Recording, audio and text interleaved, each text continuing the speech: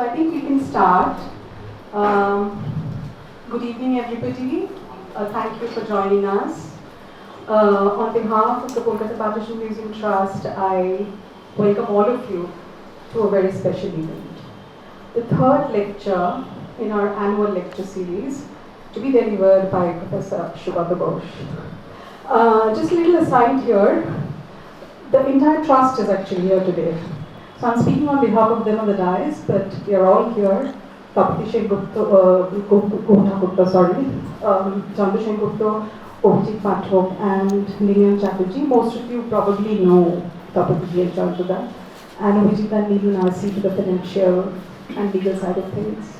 Anyway, we are all very happy that this is happening, and deeply honored that Professor Bose readily agreed to our invitation to speak. So thank you, sir. And thanks especially for our host, Jadunath Bhavan Museum and Resource Center. This place feels like home for us, because ever since 2019 we've had quite a few events here.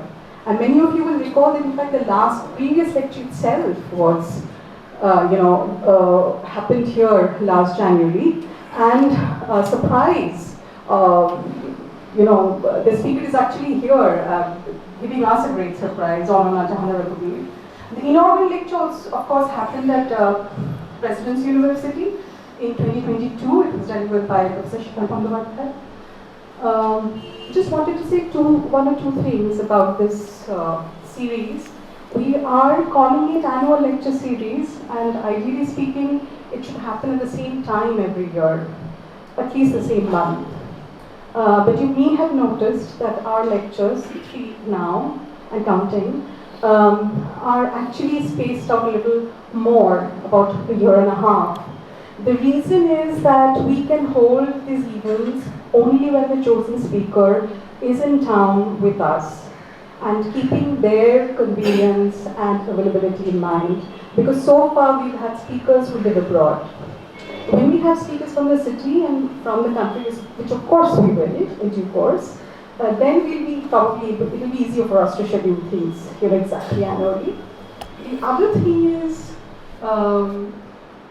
probably it is a little important to underline that as a museum project, our aim has been to reach a very wide audience, as you all know, and one of the ways in which we try to do that is that most of our events have had to do with the arts. But having said that, we are also committed to keeping up with and learning from the ongoing historical scholarship on the subject of partition. Scholarship that is intellectually rigorous, wide in scope, and does not have any express political agenda. We all know that there is a very rich, partition historiography is very rich, and every decade somehow shows up ever new perspectives on the event, the aftermath, and its afterlives. So we are all looking forward today to listen to Professor Bose giving us another fresh perspective, on partition. Before he does that, just allow me to introduce him. Sugata Bose is the Gardner Professor of Oceanic History and Affairs, Harvard University. He has served as Director of Graduate Studies in History at Harvard and as the founding Director of Harvard's South Asia Institute. Prior to taking up the Gardner Chair at Harvard in 2001, Bose was a Fellow of St. Catherine's College, University of Cambridge, and Professor of History and Diplomacy at Tufts University. Bose was educated at Presidency College, Calcutta, and the University of Cambridge, where he obtained his PhD. His many books include Modern South Asia, History, Culture, Political Economy, with Aisha Jalal, 5th edition 2022. I think we've all read this book. 100 Horizons, the Indian Ocean in the Age of Global Empire, 2006. His Majesty's Opponent, Subhash Chandra Bose and India's Struggle Against Empire, 2011, 10th Anniversary Edition 2022, another very popular volume. The Nation as Mother and Other Visions of Nationhood, 2017, and most recently, Asia Up to Europe, Imagining a Continent in the Long 20th Century, 2024. He was a recipient of the Guggenheim Fellowship in 1997 and gave the G.M. Trevelyan Lecture at the University of Cambridge. In 2015, he was awarded the Robindranath Puruskar. Sugata Bose has jointly with Shishi Kumar Bose edited the 12-volume collected works of Netaji Subhash Chandra Bose. He's joint editor with Krishna Bose of Rabindranath Tagore, Purabi, The East in its Feminine Gender, translations of Tagore's poetry by Charusi Chaudhary, and translator of Tagore's songs in his book Tagore, the World Voyager. He has made 3 highly regarded documentary films on modern South Asian history, and published several albums of Bengali music and poetry, including Amar Rabindranath, My Tagore, in 2010. Sugata Bose served as a member of Parliament in India, elected to the 16th Lok Sabha, 2014-19, representing the Jadavpur constituency in Bengal, and throughout that period as a member of the Parliamentary Standing Committee on External Affairs. His eloquent speeches in Parliament in defense of democracy were widely heard and appreciated. I would now like to invite Rajivesh Pandey to felicitate Professor Bose.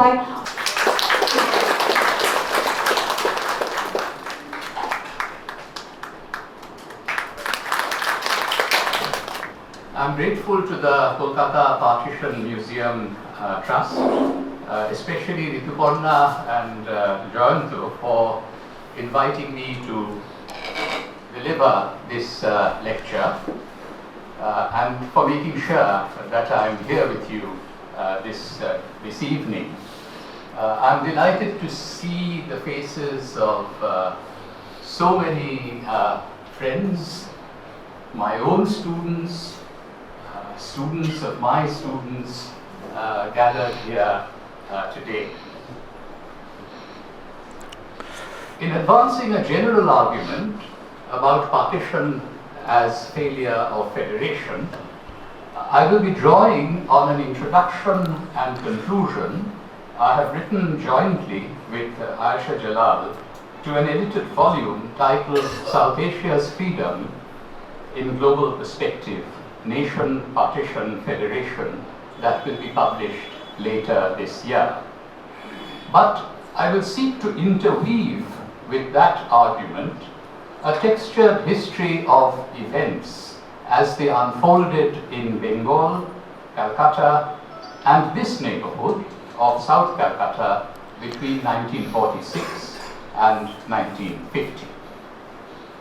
When South Asia won freedom from British colonial rule in 1947, some of the finest and most far-sighted ideas in the realm of anti-colonial thought lost out in the struggle for power at the helm of post-colonial states. Foremost among these was the imperative of power-sharing arrangements between the federal center and the constituent units.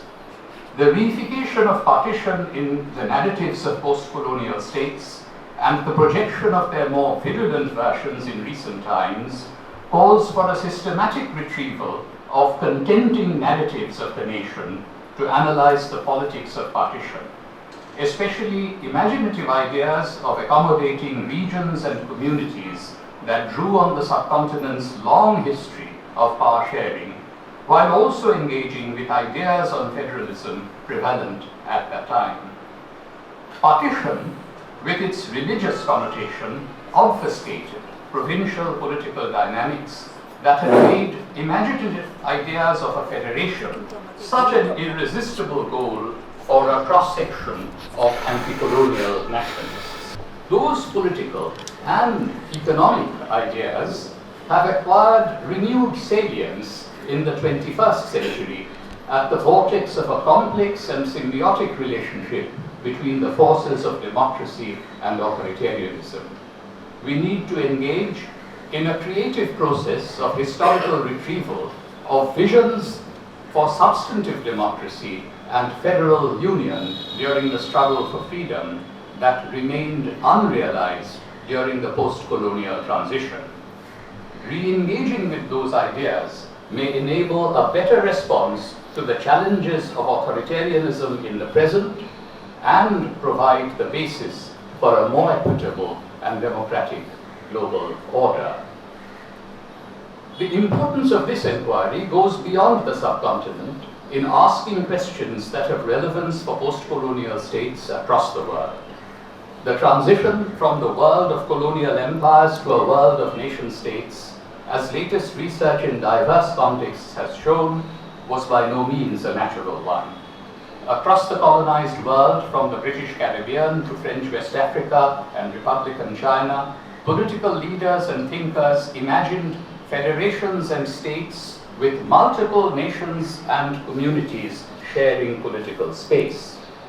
Recent scholarship has sought to uncover post-imperial possibilities in Eurafrica, Eurasia, and Afroasia, as well as projects of world-making after empire that transcended the nation-state model. To reflect on the post-imperial is to evoke aspirations, Jane Burbank and Fred Krupa write, not on actuality. They also warn against assuming that whatever has come to be in the present was inevitable, glossing over the efforts of innovative thinkers and skillful politicians of earlier times.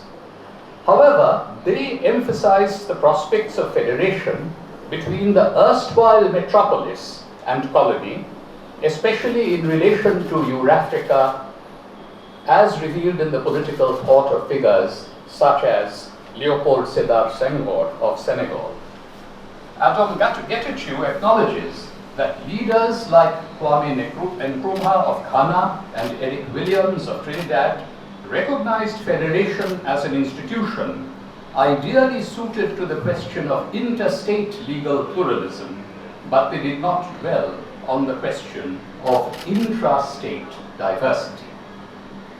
South Asia has been especially spectacular in dozens of linguistic and religious communities sharing political space during colonial rule and even after, despite the tragedy of partition.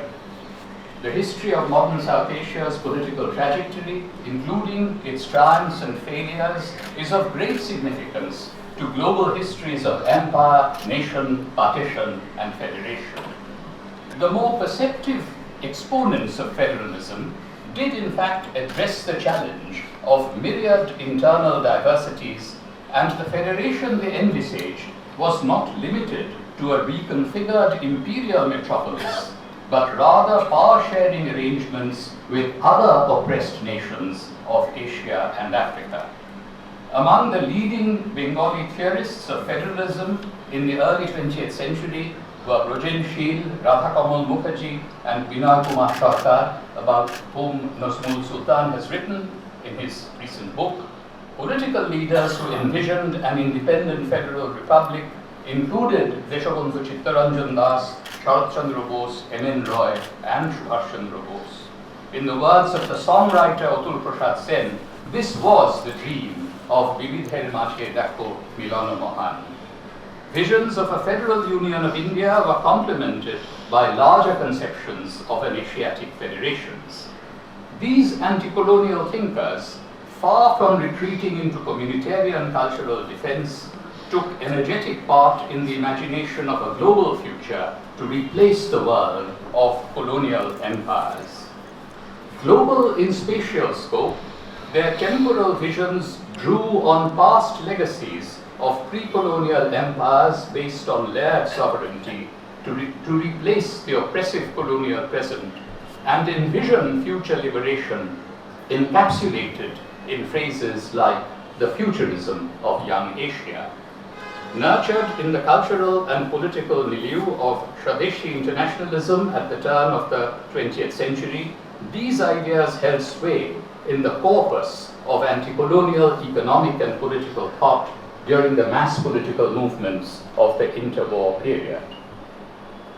Before resigning from the Indian civil service, Subhash Chandra Bose wrote to Deshabandhu Chittaranjan Das from Cambridge on 2nd March 1921.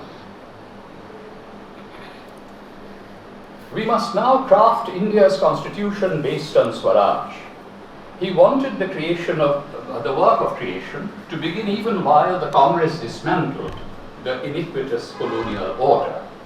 Gandhi's 1908 tract Hind Swaraj had provided a powerful critique of the limitations of Western parliamentary democracy and civil society, which Parthoda Bhattachatterjee, present here, wrote about in his classic work, Nationalist Thought. His insightful essays in Young India between 1919 and 1922, which Subhash Chandra Bose greatly admired, exposed the perfidy of British colonial rule, even while articulating imaginative conceptions of the contours of the Indian nation with its myriad religious and linguistic diversities. In 1920, Gandhi authored a new constitution for the Congress Party, transforming it from an elite club to a mass political organization. He introduced the linguistic principle to undergird provincial Congress organizations and envisioned linguistic states once freedom was won. The language of several northern and central Indian provinces was stated to be Hindustani, a blend of Hindi and Urdu, not Sanskrit and Hindi.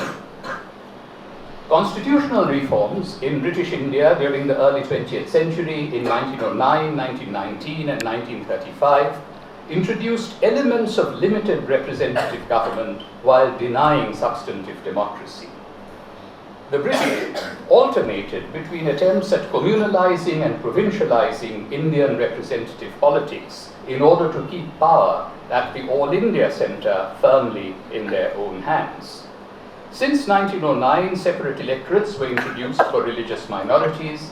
The 1919 and 1935 legislations sought to direct Indian political attention towards local and provincial arenas.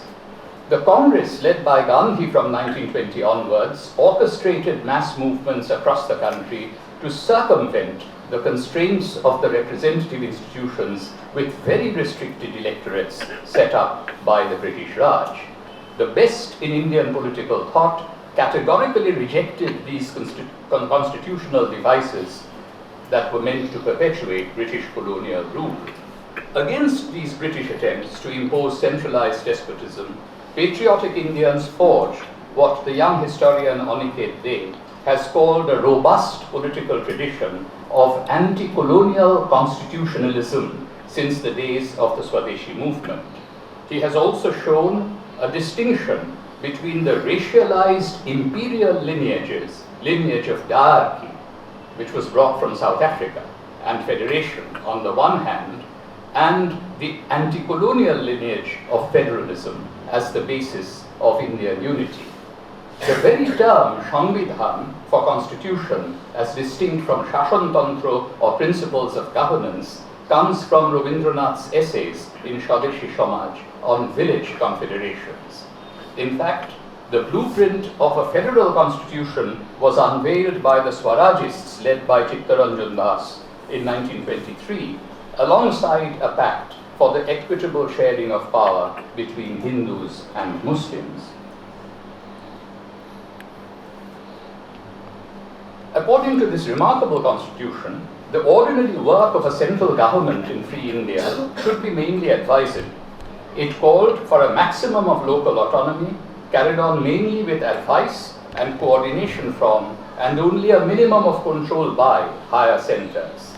There were many such creative constitutions that did the round in those days. In his presidential address at the Gaya session of the Indian National Congress in December 1922, Chittaranjan supplemented his ideas of a federal union and power sharing between religious communities inside India with a call for an Asiatic federation. A year later, Gandhi's close ally, Muhammad Ali, in his presidential address, envisioned India as a federation of faiths. In 1927, Muhammad Ali Jinnah's 14 points reflected a broad consensus among leading Muslim political leaders and organizations. The first 2 points clearly articulated a federal vision. 1, the form of the future constitution should be federal, with residuary powers vested in the provinces. 2, a uniform measure of autonomy should be granted to all the provinces. Point 14 asserted a basic principle of federation. No change to be made in the constitution by the central legislature except with the concurrence of the states constituting the Indian Federation. The report produced by the Congress Committee under the chairmanship of Motilal Nehru chose to vest residuary powers with the centre. This was the first indication of a shift within the Indian National Congress towards a more unitary form of nationalism, even though there were still many anti-colonial leaders who held on to the idea of a federal India. Muhammad Iqbal's call in 1930 as president of the Allahabad session of the All India Muslim League for a consolidated Muslim state in the northwestern region of India is best interpreted as a federal demand. Iqbal also strenuously objected to the new definition of communalism as the lesser other of the noble sentiment of nationalism. At the roundtable conferences of the early 1930s in London, he continued to plug the federal line. The Muslim way of escape from the tyranny of a Hindu center, B.R. Ambedkar later wrote, characterizing Iqbal's position, is to have no central government in India at all. The 1935 Government of India Act partially reflected the concerns of the Muslim majority provinces, especially Punjab, but also projected a federation of British Indian provinces with the princely states in the future to keep the forces of anti-colonial nationalism at bay. This aspect of the constitutional arrangements in late colonial India drew the criticism of Jinnah, the president of the Muslim League, as well as the radical Congress leaders, Jawaharlal Nehru and Subhash Chandra Bose. For now, an array of special and emergency powers was kept reserved in British hands at the centre. The Congress worked the provincial part of the 1935 Act for what it was worth and opposed the British plan to bring in the autocratic princes to counterbalance the democratically elected representatives from the provinces in a future federation. At the plenary session of the first roundtable conference in London, Jinnah asserted that if power was to be transferred to the All India Centre, the interests of all minorities had to be safeguarded. During the second roundtable conference, he focused on the Federal Structures Committee, while Mahatma Gandhi sat on all the subcommittees. A strong centre governed and administered by an alien authority and a strong autonomy for the provinces, Gandhi asserted, are a contradiction in terms. As Jinnah explained, the entry of the Indian princely states into the All India federal equation had radically altered the situation. He strongly objected to the princely states joining the All India Federation on a basis different than the British Indian provinces. As sovereign entities, the princes could decide what powers to surrender to the centre, but the provinces were being given no such choice, creating a constitutional anomaly. For the sake of uniformity, the British Indian provinces had to be treated as quote sovereign states unquote, as in Canada, where provinces retained sovereignty despite surrendering subjects to a federal centre vested with residual powers. We must start with this basis, Jinnah insisted. The notion of sovereign states in an independent, federally based India assumed greater salience as Jinnah began devising a new political strategy for the Muslim League following the disastrous electoral performance in the 1937 elections. The outbreak of the Second World War saw the beginning of a new phase in India's freedom struggle and redefinitions of the concepts that would govern the quest for power-sharing arrangements between religiously defined majorities and minorities, as well as the centre and the provinces. We have made some serious study of history and politics, Subhash Chandra Bose wrote on December 26, 1939, and in our view, a constituent assembly, if it is not a misnomer, can come into existence only after the seizure of power. He compared the Congress proposal of a constituent assembly under the aegis of an imperialist government to the Irish Convention created by Lloyd George and feared that it, quote, may in time prove to be the greatest fraud perpetrated on the Indian people by their own leaders, unquote. By contrast, he lauded the Sinn Féin's decision to stay away from Lloyd George's Irish Convention and the Bolshevik move to withdraw from the Russian Constituent Assembly. He embarked on his quest for achieving unity on the basis of equality among all religious communities and linguistic groups in the armed struggle for liberation he led from outside India's borders. The year 1940 witnessed a major shift in the self-definition of the Muslims of India. Jinnah had by now come to realize that nationalism had become, quote, a conjurer's trick, unquote, in politics. As a minority, the Muslims of India could merely plead for safeguards, while as a sovereign nation they could demand an equitable share of power. The key conceptual shift in regarding Muslims as a nation rather than a minority came, of course, with the momentous Lahore Resolution of the Muslim League in March 1940. Without specifically mentioning Bengal, the resolution called for independent states consisting of provinces where Muslims were in a majority. It also spoke of a constitution in the singular to govern the rights of minorities in both the Hindu majority and Muslim majority regions of India. The name Pakistan and the term partition were not mentioned in the resolution. There was an implicit assumption that the key provinces of Punjab and Bengal with Muslim majorities would retain their current boundaries and thereby their substantial non-Muslim minorities. The Muslim claim to nationhood was not an inevitable overture to separate sovereign statehood. When the right-wing Congress politician Chakravarti Rajagopalachari offered a truncated Pakistan based on a partition of Punjab and Bengal in 1944, Jinnah categorically rejected it as a maimed, mutilated and moth-eaten version of the Muslim League's actual demand. As late as the summer of 1946, the prospect of a federal or confederal India bringing together three groups of provinces proposed by the cabinet mission was still a viable option for the constitutional future of India. There was the other view, pithily articulated by B.R. Ambedkar. India needs a strong central government, but it cannot have it so long as Pakistan remains a part of India.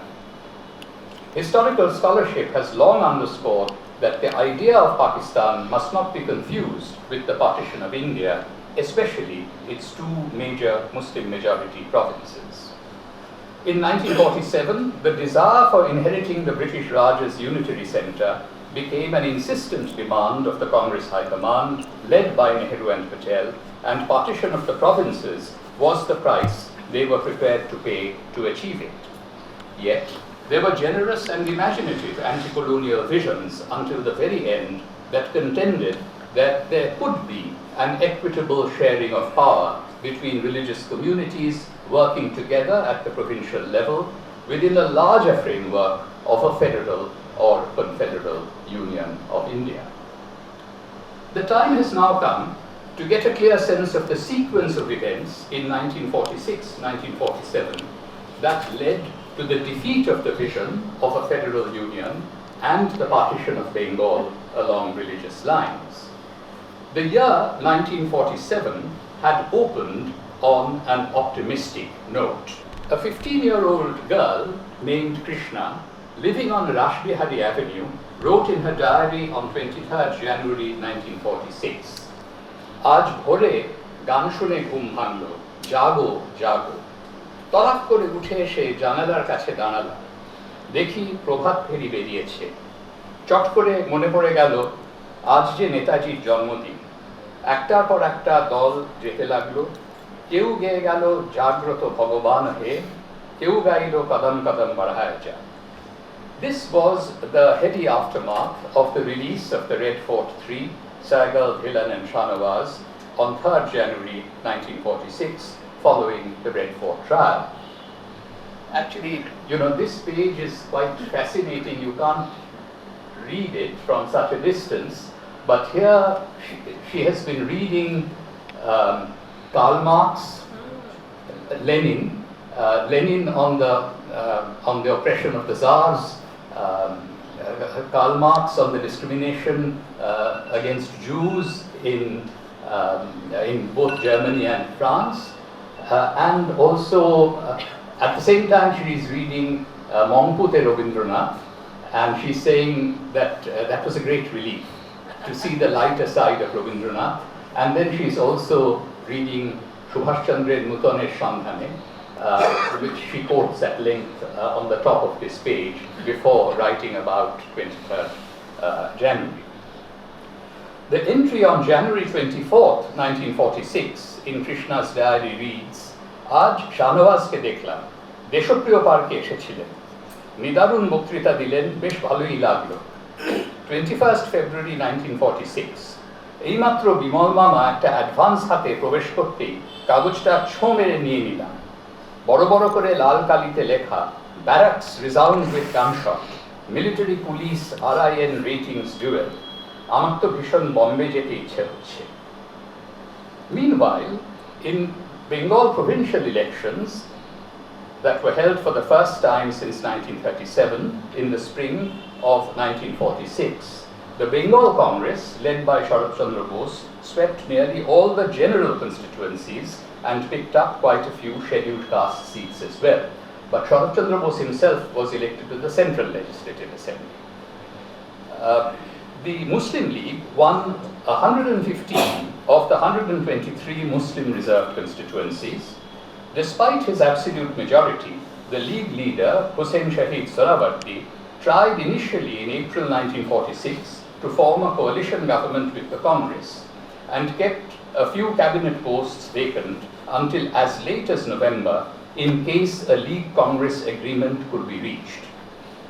In the intervening months, the state of Hindu-Muslim relations plummeted in the province. Krishna's diary entry on May 21st, 1946, Cabinet Missioner proposal যেদিন রেডিওতে বলল, সেদিন খুব দুরু দুরু বক্ষে শুনলাম। তারপর থেকে খবরের কাগজও গান্ধীজির কথা মতো যত্নের সঙ্গে পড়ছি, কিন্তু মনে হচ্ছে দেশপ্রেম জিনিসটা বুজরুকি মাত্র।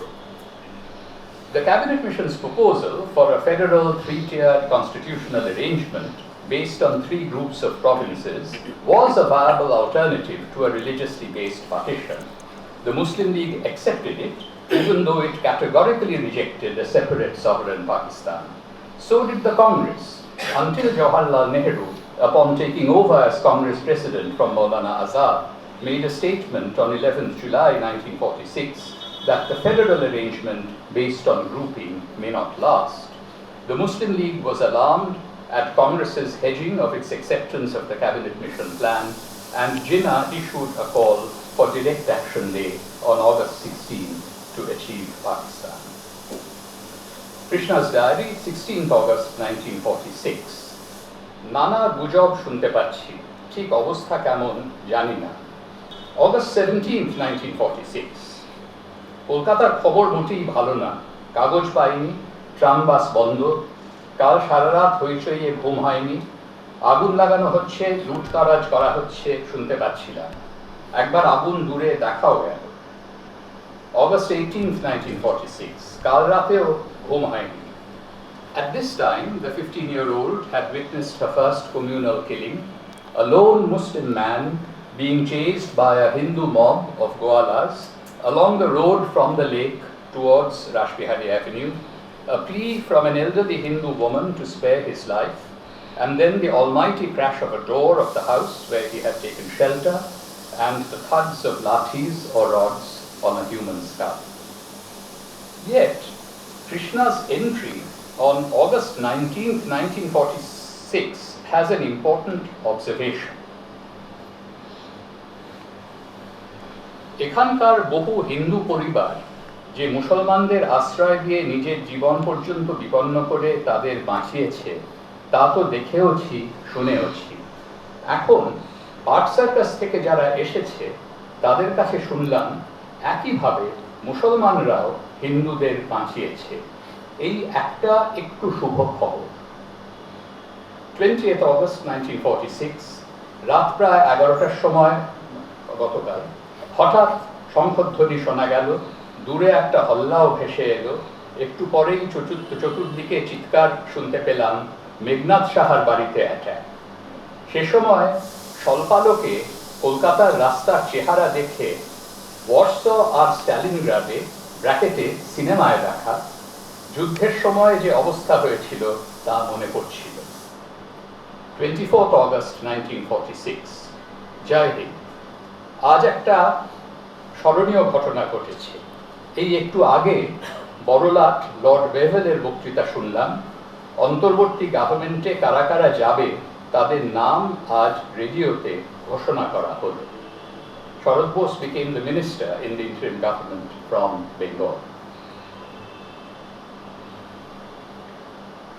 The Great Calcutta killing, followed by the Noakhali and Tripura riots in October and the Bihar violence in November, undoubtedly changed many political